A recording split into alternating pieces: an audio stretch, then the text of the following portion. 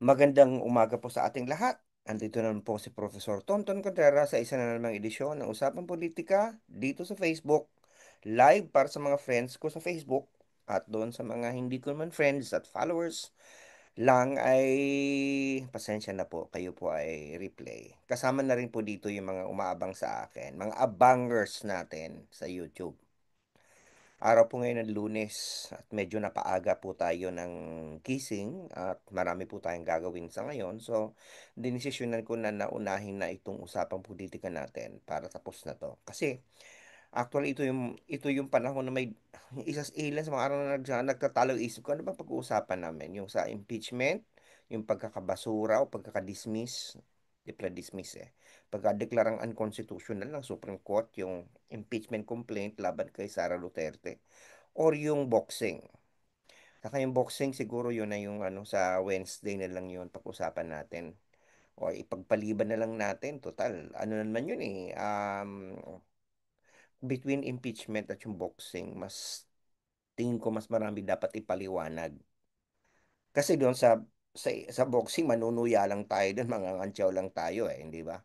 Pero dito sa impeachment, kailangan linawin. Kasi ano ba talaga naging desisyon ng Korte Suprema? Inuuna ko po, ang Korte Suprema ay may karapatang reviewin ang mga desisyon o aksyon ng lahat ng branch ng government. Meron po siyang power of judicial review. But at the same time, nakalagay naman po sa saligang batas natin na ang House ang siyang mag-exclusive power to initiate the impeachment complaint and the Senate has the sole power to try. So, sa ganitong sitwasyon, meron po tayong isang usapin hanggang saan ang karapatan ng Korte Supremang manghimasok sa isang gawain na ang nagsabi na ang saligang batas, okay, meron kang power of judicial review, pero sa usaping ito, ang mayroong lang exclusive power to initiate is the House and the sole power to try is the Senate. Ah, malinaw naman na hindi natin inaalisan ang karapatan ang Korte Suprema na magbigay ng interpretasyon. Pero iba po kasi ang interpretasyon dun sa ikay nagdidikta na nangingialam na. Iba yung passive ka na may ginawa, ininterpret mo. Ito. Kaysa yung pinapangunahan mo na. Sa tingin ko iba yun Kaya nga ang korte hindi pwedeng mag-act kung walang demanda Hindi sila pwedeng motu proprio makialam sa isang issue na hindi man lang walang pumupunta sa kanila. 'Di ba? Hindi sila pwedeng magpalabas ng opinion na walang dumudulog. That is the power of the court. So therefore, malinaw dito the limitasyon yan. And the fact that the Constitution specifies very clearly that in the case of impeachment, it is only the House that can initiate and the Senate that can try. Because these are representatives of the people. So, hindi binigyan ng papel doon ng Korte Suprema. Malinaw yun. So, mas specific yung provision pagdating sa impeachment kesa doon sa general power of judicial review. At sa pagkakaintindi natin, kapag nagtutunggali ang general at specific, siyempre yung specific ang titingnan na natin. Pero mas importante kasing usapin dito, ano ba talaga naging desisyon ng Korte Suprema? So doon sa 19-7 page decision niya. Alalahanin po natin ang background nito. Nagkaroon ng impeachment case si Sara Duterte, in-impeach siya ng House. At may mga abogadong pumunta sa Supreme Court at nag-seek ng remedy dahil para sa kanila unconstitutional daw yung impeachment sapagkat violate daw nito yung 1 year ban kasi nakalagay po sa Constitution hindi pwedeng merong ang may nag-file ng impeachment tapos within 1 year na-dismiss yun after 1 year meron ulit magwa-file dapat 1 year muna hindi pwedeng magkaroon ng panibago. Ngayon, ang argumento ng House, ang argumento ng, balikan natin muna, huwag muna yon. So, ang ginawa ng Supreme Court, sa halip na bigyan ng pagkakataon na ang House magbigay ng full comment, kasi pag mayroong nagdidemanda sa iyo, sa Korte Suprema, alam ko yan, sapagkat di ba nung panahon ni Grace po, isa ako sa mga sinampahan ng kaso ni Grace po, kasi at ang COMELEC kasama ko nung pinadisqualify namin siya. So, binigyan kami ng order na sagutin nyo, mag-comment kayo, mag-submit kayo ng comment dito. So walang gano'n. Ang ginawa ng Korte Suprema sa halip na bigyan ng pagkakataon ng House na mag-comment doon sa sinampang kaso ng mga abogado, sila ay binigyan lang ng mga questions. Eto, sagutin mo. Para mga, ah, ewan ko kung clarificatory questions yung mga yun o ano. Pero parang sa halip na number one, sa halip na magbigay ng pagkakataon na magkomentaryo, mga tanong na lang itinanong. Kasi yung komentaryo mahaba yun eh. Iisa-isahin mo dun yung mga alegasyon ng mga ano eh, ng mga nagdemanda eh. Ang sinasagot mo dun hindi yung Korte Suprema eh. Ang sinasagot mo dun yung demanda sa iyo eh. So ang tanda ko doon may mga binigay sa amin yung complaint ni Grace po at inisa-isa namin ito yung sagutan mo.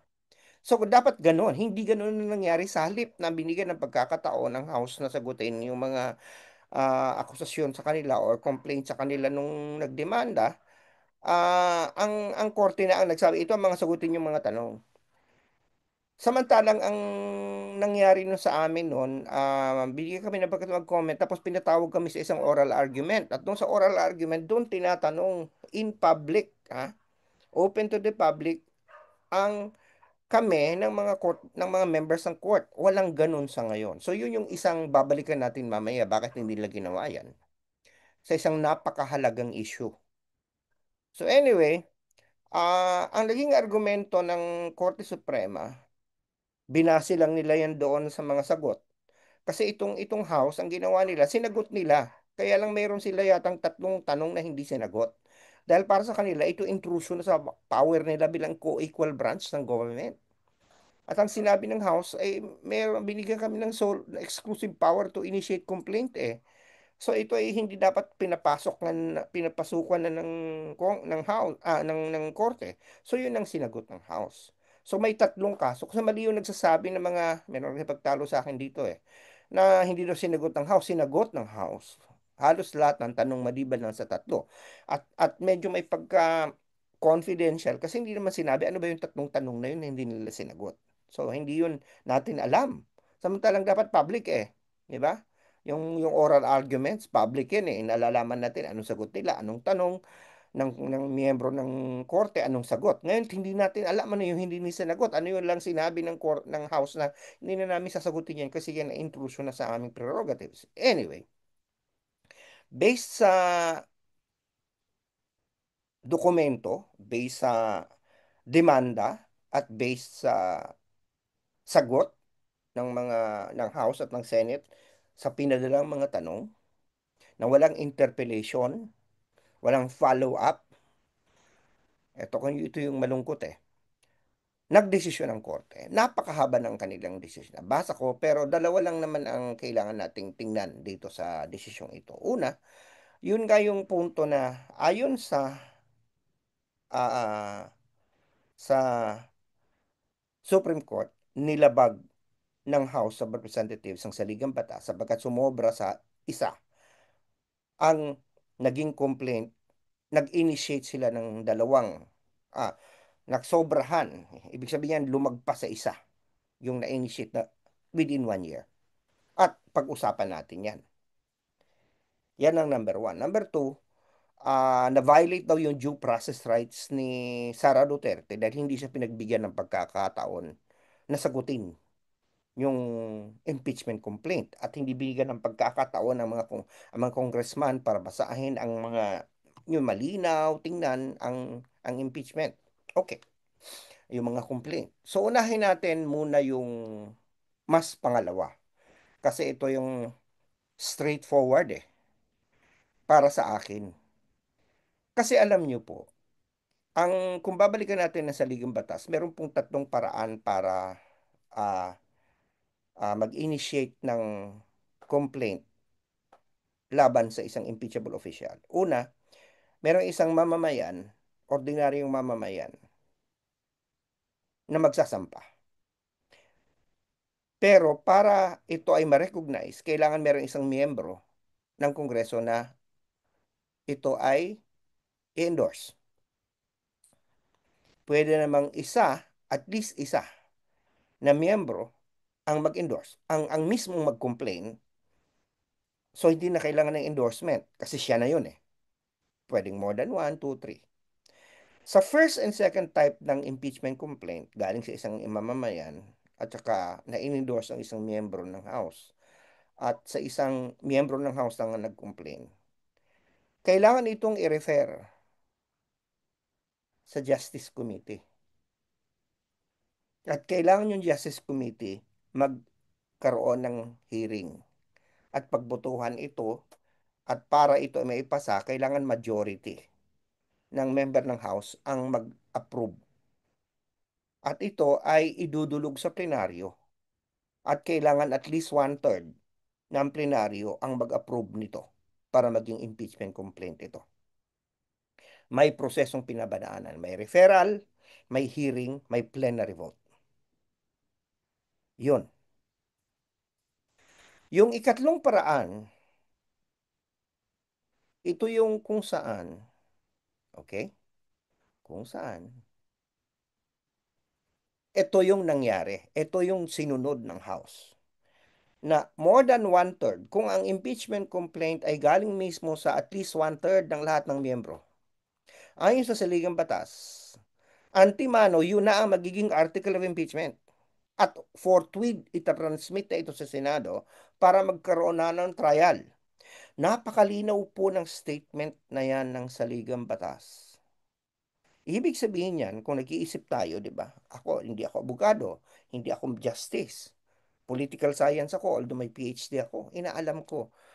Napakasimple nun. Ibig sabihin yan, in contrast to the first two types, na kung saan dadaan pa sa referral, at pag-aaralan pa ng komite, at pagkaroon pa ng butuan sa komite, at idudulog pa sa plenaryo, itong isa, pag one-third na ng House ang naging complainant at nag-file ng verified complaint, yun na yung article of impeachment. Wala nang referral. Wala nang hearing. Wala nang butuhan, in fact. Diretso na agad yun i-transmit sa Senado. At para magkaroon na ng trial, agad-agad. Right? So wala nang, tapos ang sinasabi ng korte, hindi dapat daw ganun. Ang sinasabi ng korte, dapat daw may due process. Di ba, ang due process, doon na sa Senado. Doon na pagbibigyan si Sara Duterte ng kanyang karapatan na magdepensa sa sarili niya. Kasi malinaw na pagdating sa House, kung isa lamang ang nag-file ng complaint, o kaya mamamaya na inendorso ng isa, yun ang pagbibigyan siya ng pagkakataon sa isang hearing. Pero kapag na-overwhelming na yung number ng members ang nag-endorso o kaya nag-initiate, hindi lang sila nag-endorse eh. Mismong yung House na ang nagpa-file ng complaint, one-third. Kasi yung isa, ang role lang ng member ng House to endorse. Pero dito sa third type na nangyari, hindi sila yung endorser. Sila mismo ang complainant. They filed a verified complaint at hindi lang one-third, 215. More than one-third. Ang sinasabi doon, pag ganun na, ang due process ni Sara Duterte doon na sa Senado. Yun na yung probable cause. Kasi yung first and second, hahanapan pa ng probable cause yun. Isa lang tao ang nag-complain eh. So yung probable cause established pa doon by the committee and will be affirmed by the plenary. But here, it's one-third of the plenary who are now filing a verified complaint. That takes over the probable cause. At ang due process dito, doon na sa Senado. So, medyo may problema yung sabihin ng korte na kailangan pang bigyan ng kopya si Sara Duterte, kailangan pang magkaroon ng parang, magkaroon pa daw ng botohan sa plenaryo na nangyari naman actually.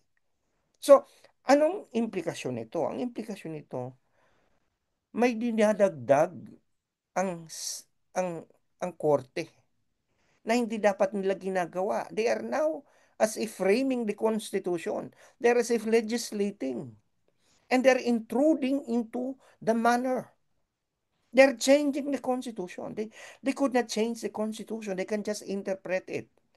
And I think it's very clear that their interpretation is exceeding what the words of the Constitution has said. So yun yung isang problema. Doon pa lang semplang na, 'di ba? Parang ako hindi ako abogado, hindi ako justice, pero parang teka muna, tapos doon pa sa desisyon nila, inisa-isa pa nila, ito dapat ang ginagawa, ito dapat, para bagang dinidiktahan na nila ang house kung paano i-conduct ang sarili nito, di ba? Oh, yun yung pangalawa, yung una, yun yung medyo mas straightforward. Kasi ang sinabi ng korte, dati kasi noon, nung bago pa etong kasong ito ni Sara Duterte, meron ng umiiral na jurisprudence pagdating sa initiate. Kasi tama nga naman, you could not initiate more than two, more than one, nakalagay yan sa saligang batas. But what does it mean to initiate? Before this 25 ruling, ang initiate means that filing and being referred to. That is already an initiation. Filing and being referred to. Yan na yung ano, being referred to. Sabi nga ng isang justice, hindi naman ibig sabihin na marami kang match na nilight eh. Ang importante yung isang match na yun, yung nag-grant ng fire. Parang hindi naman, or hindi porket maraming mga phosphor, importante ano lang yung nag-cause ng ano lang yung lumiyab, parang ganon. So, it is clear that when the House was contemplating and decided to file an impeachment complaint against Sara Duterte, they have been governed by the Francisco precedent. Na to initiate means to file and refer. Dito, sa bagong desisyon ng korte, parang lumalabas na it is enough for the complaint to be filed to trigger a complaint. And in the absence of a referral, you know, what they construed as the perfection was a dismissal. And the dismissal happened when Congress, the House adjourned. Na para bang, di ba nangyari kasi may unang tatlong impeachment complaint. Kaya ito nga itong mga problema dito, parang gusto ko rin sisihin itong mga progresibong boses eh. Kasi kayo, hindi kayo nag-uusap-usap. Gusto ko yung para bang may kanya-kanya yung, ito, nagpag-fight, ito, magparang paramihan. O sa susunod, ano na ha, utang na loob, mag-usap-usap na para isa na lang ang i-file na complaint, di ba? Mamaya pag tingnan sa banggitin ko rin yan. Anyway, may tatlo kasing nag-file, meron February 2, may February 4, meron pa yata February 9 o something. Ay, hindi pala February, merong December 2, December 4, December 9. December 'yon. Diba? December. 'Yun ay final. Pero walang referral. So under the old rule, hindi siya na-initiate. Ang sinasabi ng korte, dahil walang referral, in-archive siya. When the House adjourned, it was technically dismissed. Ito ngayon ang catch. Ang sinasabi ngayon ng korte, yung fourth impeachment complaint, which was when the plenary itself, 215, filed a verified impeachment complaint, therefore violated that. Ngayon, parang ako nga nagtataka, paano nangyari yun? Diba? Anyway, balikan natin ang timeline. Kasi ang timeline, kung ang sinasabi ng Korte Suprema na technically na-dismiss yung tatlong in-archive na complaint na hindi na-refer nung nag-adjourn ang Congress. Bago pa mag-adjourn ang House, nagbutuhan na sila to endorse the impeachment complaint signed by 215 members. So nauna yung endorsement ng fourth complaint kaysa sa dismissal, de facto dismissal by virtue of adjournment ng tatlo. So tingnan nyo yung timeline. Nung final ng 215 members, verified complaint, na na-discuss sa plenaryo hindi pa nag-adjourn. Kasi kung adjourn, paano sila makakapag-endorse? So therefore, nung final yun lang yung buhay na impeachment complaint.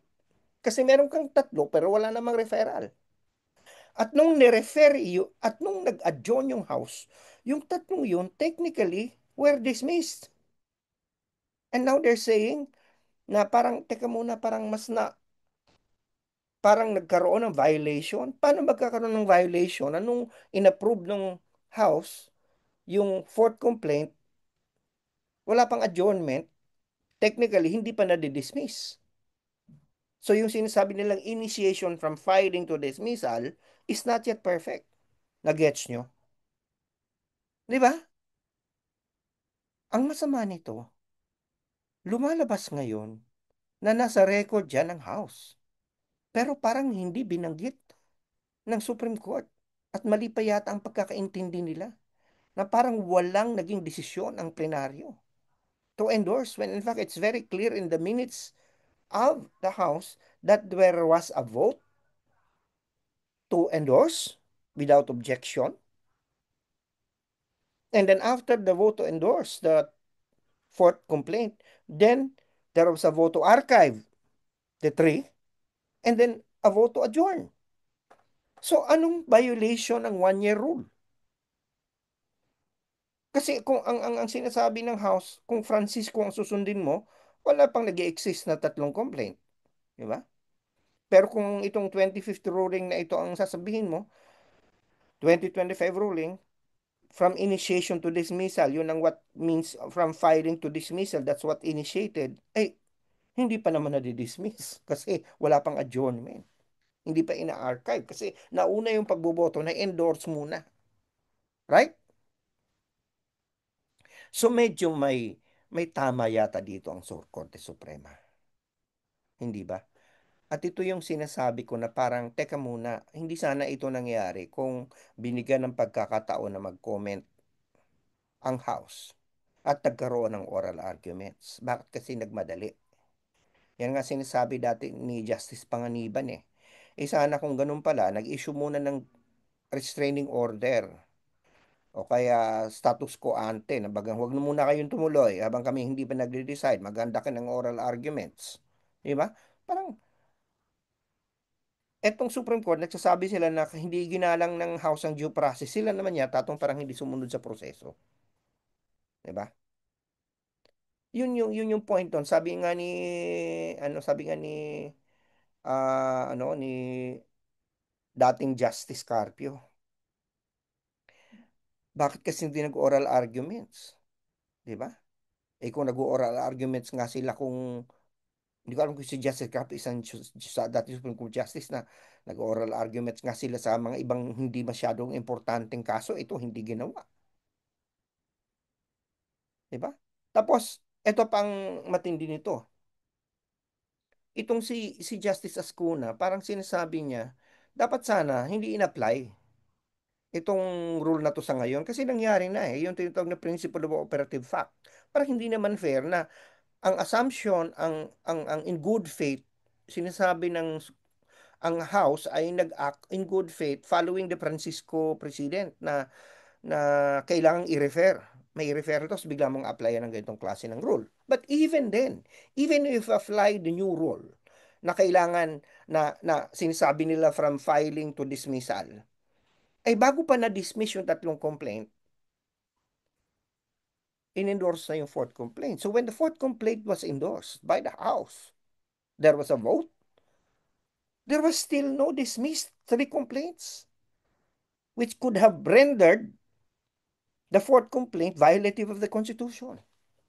That was not the case. Ito ngayon ang medyo nakakabahala. Kasi parang unanimous decision ito eh. Right? Kung unanimous decision lahat sila, of course hindi unanimous kasi 13 sila, yung isa kasi sa Kagiwa did not participate. Parang nag-abstain siya. Si Singh naman ay on leave. So, technically, unanimous kasi may hindi nag-participate man on leave, the 13 voted as one. Parang iisipin mo, kung babasahin mo ang mga opinyon ng maraming abogado, ilan lang naman yung mga pro Duterte na abogado lang ang talagang alam mo na biased. ang mga nagpumapabor dito sa desisyon eh. Pero yung mga dating Supreme Court Justice, dating member ng Constitutional Commission, mga abogado di Campanilla, lahat sila nagsasabi na may mali sa desisyon. And for the court, 13 of them to unanimously decide, there is something odd. Kasi di ba ni isa, wala man lang nakita yung nakikita nito mga abogadong ito. Wala man na sa kanila nag-isip ng katulad nitong, kasi kung isa lang naman na nagsasabi, pwede ko pang tanggapin. Eh halos, napakadaming mga legal luminaries na nagsasabi na mali ang ginawa ng Supreme Court. May flaw. Wala man lang ni isa sa kanila nakaisip ng ganun. Parang iba talaga yung pananaw, entire, nagawa sila ng groupthink. Something is not right here. Something is not adding up. I don't want to throw any allegations or accusations kasi prior, meron na, even prior, nagkaroon na ng, si Mr. Montalban, naglabas na ng parang statement na bago pa naman lumabas, madidismiss yan. Ayon sa kanyang, o ma-judge yan unconstitutional kasi may nag-tip na daw sa kanya. And there are allegations about some forcing or pressure. I'm not going to go into that, although I'm mentioning it just for a fact.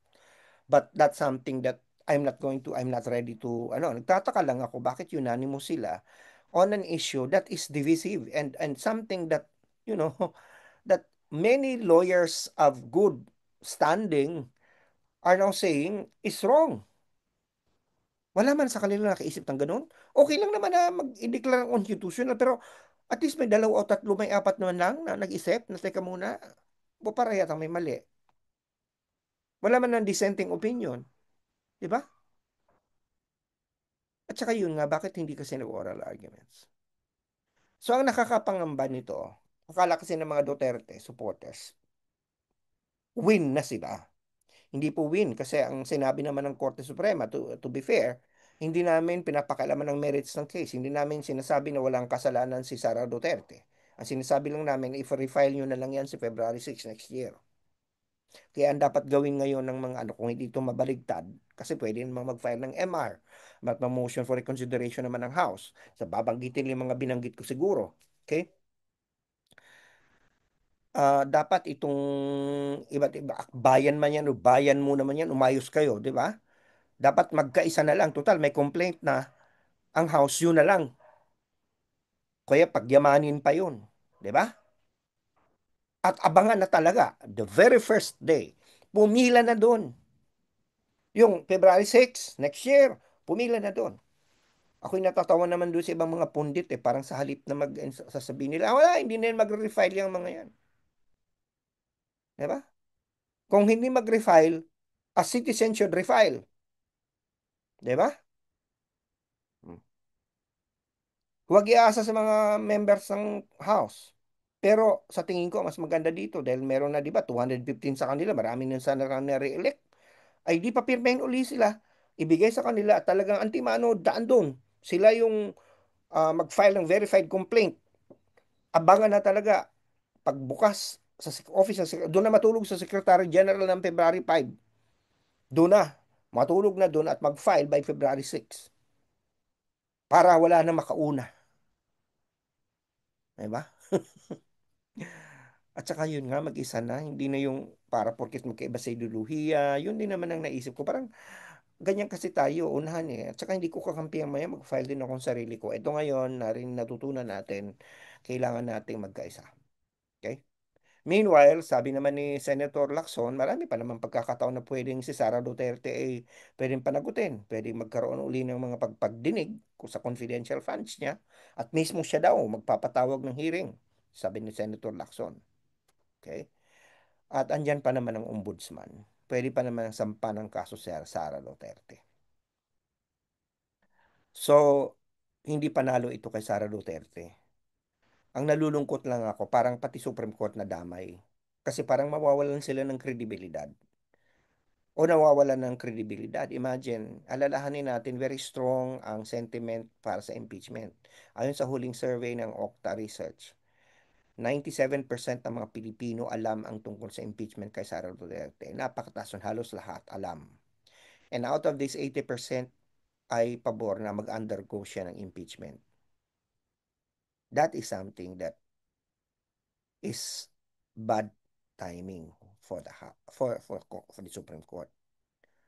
Parang ah ginagalit lang ng tao. At saka kung totoo man, kung lumabas na totoo na parang mali yata yung kanilang pag-appreciate, may factual inconsistency o fact na parang binis nila sa newspaper reports lang daw yung pagdating doon sa issue tungkol sa parang aligasyon na nauna yung dismissal kaysa doon sa endorsement or to that effect. It's a blunder. It's a gross blunder. And for all of them to decide unanimously means that something is up. So, pati tuloy yung Supreme Court na yun na sana ang pwede mong pagkatiwalaan ay nadadamay dito sa pangyayaring ito. Nawawalan ng mukha. Nakalulungkot. Okay? Sana nakapagturo ko sa iyong kaisipan, na-plus kami ang puso at napabago kong panahon sa buhay, lalo sa usapang politikal, kahit konti lang. Dahil sabi sa akin ng Lasal, teach mind, touch hearts, and transform lives. At sana nakapagsilbi ako sa bayan dahil sabi sa akin ng UP, serve the people. Sige, kita-kita na lang tayo ulit sa Miyerkules.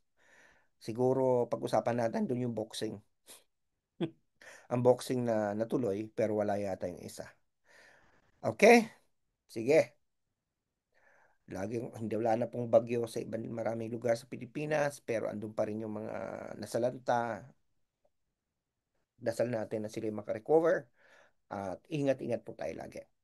Laging sinasabi, UP naming mahal, Ani mo lasal, magandang umaga, magandang gabi, magandang tanghali, kung nasa man kayo naroon sa mundo. Bye for now. See you Wednesday.